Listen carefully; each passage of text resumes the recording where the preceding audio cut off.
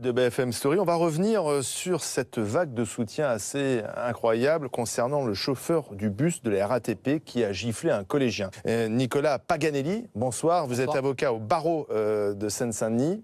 Maître. Écoutez, pour moi, il y a l'opinion publique, l'éducation et il y a le droit.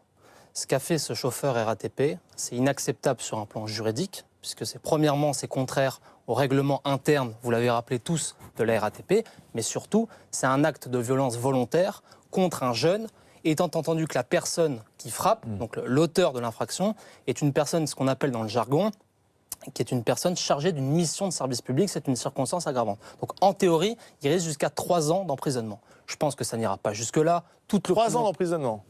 Violence volontaire, sans ITT, mais de la part d'une personne qui est chargée d'une mission de service public, c'est la même chose quand vous frappez un agent RATP. Et pour l'instant, il n'y a pas aucune instruction n'est Alors, ouverte. c'est ce que j'allais dire. Je pense que le parquet de Créteil a autre chose à faire que d'aller poursuivre ce pauvre chauffeur de bus qui, de toute façon, fait déjà l'objet d'une procédure en disciplinaire. Je ne vois pas pourquoi des poursuites... Même si la procédure, pour l'instant, n'est pas encore lancée. Hein. Exactement. En tout cas, il y a des velléités d'eux, mais de toute façon, je pense que ça s'arrêtera là. Mais sur un plan juridique, c'est répréhensible, c'est un délit pénal. Et en même temps, les Français semblent applaudir ce geste. Peut-être parce qu'il y a un besoin d'autorité, il y a un besoin à un moment donné de remettre les choses à l'endroit et de faire respecter finalement l'autorité, l'adulte que représente, l'autorité que représente ce chauffeur de bus, l'adulte qu'il est par rapport à l'enfant. Alors j'entends bien, mais il y a quelque chose d'absolument fondamental dont personne ne parle, c'est ce qu'a fait cet enfant, c'est aussi illégal. Il a mis en danger de manière délibérée la circulation, le chauffeur de bus, les gens qui étaient à l'intérieur du bus et pénalement... Donc ce n'est pas une victime.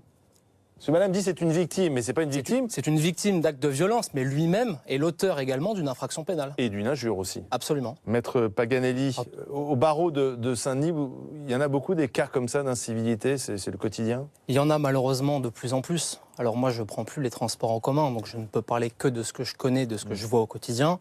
J'ai constaté ces derniers mois une recrudescence des actes de vandalisme, de menaces et d'outrage envers le corps médical français.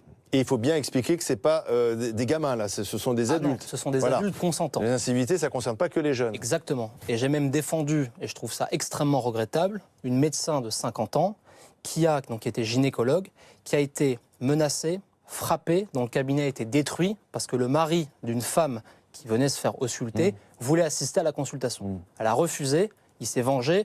Je trouve qu'en 2018, d'en être encore là, c'est particulièrement regrettable.